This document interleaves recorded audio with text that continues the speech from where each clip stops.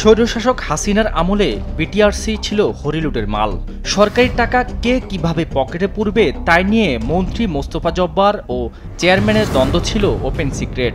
আর মন্ত্রীর স্বার্থী ছিলেন অর্থ কমিশনার। পরে অবশ্য বানরের রুটির ভাগ নিতে পিছিয়ে ছিলেন না পরবর্তী মন্ত্রী পলকও। লুটের শুরু শেখ হাসিনার স্বৈরশাসনের দ্বিতীয় মেয়াদে।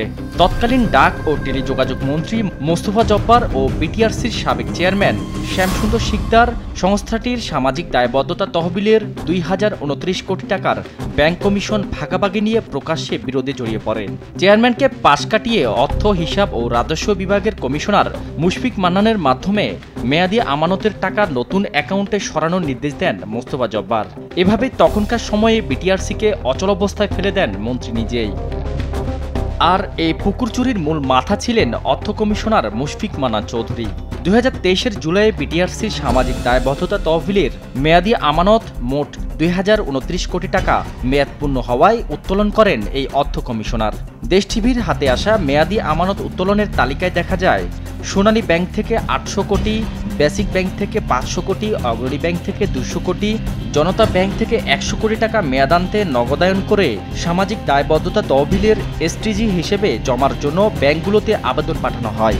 একই সাথে আগের ব্যাংকগুলো বাদ দিয়ে নতুন ৫টি অ্যাকাউন্টে শর্ট টাইম ডিপোজিট চুক্তি করার প্রস্তাব দেন মুশফিক মান্নান। এদিকে এফডিআর এর টাকা নিয়ে এত বড় সিদ্ধান্ত হলেও কোনো কিছুই জানতেন না তখনকার বিটিআরসির চেয়ারম্যান শ্যামসুন্দর শিকদার। নেওয়া হয়নি তার মতামত। এ নিয়ে শ্যামসুন্দর শিকদার একটি বার্তা পাঠান তখনকার ডাক ও টেলিযোগাযোগ মন্ত্রী মোস্তফা জব্বারকে। অভিযোগ তোলেন চেয়ারম্যানকে না জানিয়েই বিটিআরসির অর্থ ব্যবস্থাপনা করা হচ্ছে। একই সাথে এফডিআর এর টাকার ৯/৬ তুলে ধরে চেয়ারম্যানকে কেন পাশ কাটানো হলো সে ব্যাখ্যা দেওয়ার জন্য ডক্টর মুশফিক মান্নানকে ৩ দিনের সময় বেঁধে দেন শ্যামসুন্দর শিকদার। চেয়ারম্যানের এমন অভিযোগের প্রেক্ষিতে পাল্টা জবাব দেন তখনকার মন্ত্রী মোস্তফা জব্বার। ২০২৯ কোটি টাকা মেয়াদি আমানত অটো রিনিউ না করে কেন উত্তোলন করে নতুন ব্যাংকে রাখা হলো সে ব্যাখ্যায় চেয়ারম্যানের ওপর দায় বর্তান মন্ত্রী। জানান বিটিআরসির নিজস্ব বিষয় নিজেদের মধ্যে আলোচনা করুন। একই সাথে অর্থ কমিশনার মুশফিক মান্নানের তালিকায় নিজের সম্মতি প্রকাশ করেন জব্বার। মোস্তফা জব্বারের এমন প্রত্যুত্তরে শ্যামসুন্দর শিকদার জানান চেয়ারম্যানকে পাশ কাটিয়ে মুশফিক মান্নানের সাথে মন্ত্রীর সরাসরি যোগাযোগ ঘোড়া ডিঙিয়ে ঘাস খাওয়ার শামিল। একই সাথে এফডিআর এর টাকার স্বচ্ছতা নিয়েও প্রশ্ন তোলেন সাবেক এই চেয়ারম্যান। চেয়ারম্যানের বার্তায় পাল্টা ক্ষুব্ধ প্রতিক্রিয়া জানিয়ে আরেকটি বার্তা পাঠান মোস্তফা জব্বার। সেখানে লেখেন মন্ত্রী ও এসওএফ কাউন্সিলের সভাপতি হিসেবে যে সিদ্ধান্ত তিনি দিয়েছেন তা যেন বাস্তবায়ন করা হয়। একই সাথে অর্থ কমিশনার মুশফিক মান্নানকে নতুন এফডিআর করার সরাসরি নির্দেশ দেন তিনি।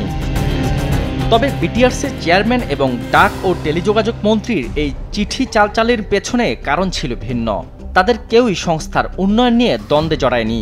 মূলত আগের ব্যাংকগুলো থেকে কমিশন পেতেন চেয়ারম্যান শ্যামসুন্দর শিকদার, কিন্তু নতুন এফডিআর এ মোটা অঙ্কের কমিশন পেতে চেয়ারম্যানকে পাশ কাটিয়ে মোস্তফা জব্বারকে হাত করেন মুশফিক মান্নান চৌধুরী, যেখানে কমিশনের বড় একটি অংশ পান মোস্তফা জব্বার।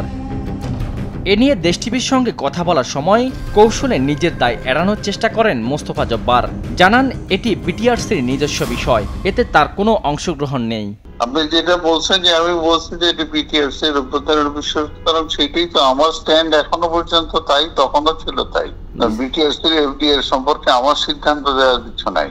এদিকে বিটিআরসির অর্থ, হিসাব ও রাজস্ব বিভাগের কমিশনার হয়েই আলাদিনের চেরাগ পান মুশফিক মান্নান। সংস্থার মেয়াদি আমানত থেকে শত কোটি টাকা কমিশন খাওয়া, লাইসেন্স বাণিজ্য সহ নানা অভিযোগের পাহাড় মুশফিক মান্নান চৌধুরীর বিরুদ্ধে। ছলছাতুরিতে পাকা মুশফিক মান্নান সময় সুযোগ বুঝে হাত করে নেন সাবেক ডাক ও টেলিযোগাযোগ মন্ত্রী জুনাইদ আহমেদ পলককেও। চলমান কোটা সংস্কার আন্দোলনে নেট বন্ধ রাখার ক্ষেত্রে পলকের নির্দেশে কাজ করেন মুশফিক মান্নানও। এখন দেখা যাক কে এই মুশফিক মান্নান। ওয়ার্ল্ড ইউনিভার্সিটির উপাচার্য ও ঘাতক দালাল নির্মূল কমিটির অন্যতম উদ্যোক্তা আব্দুল মান্নান চৌধুরীর ছেলে তিনি। মা মোর্শেদা চৌধুরী বিশ্ববিদ্যালয়টির ট্রেজারার।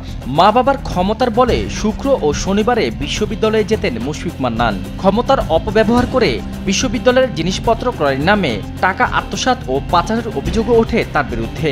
শেখ হাসিনা সরকারের সাথে ঘনিষ্ঠ সম্পর্ক থাকায় তিনি নিয়মকে তোয়াক্কাই করতেন না বলে জানান সেখানকার কয়েকজন শিক্ষক। এ নিয়ে মুশফিক মান্নানের সাথে যোগাযোগের চেষ্টা করা হলে বিটিআরসি ভবনে বাধার মুখে পড়তে হয় দেশ টিভিকে। শাহাদাত নিশাত, দেশ টিভি, ঢাকা।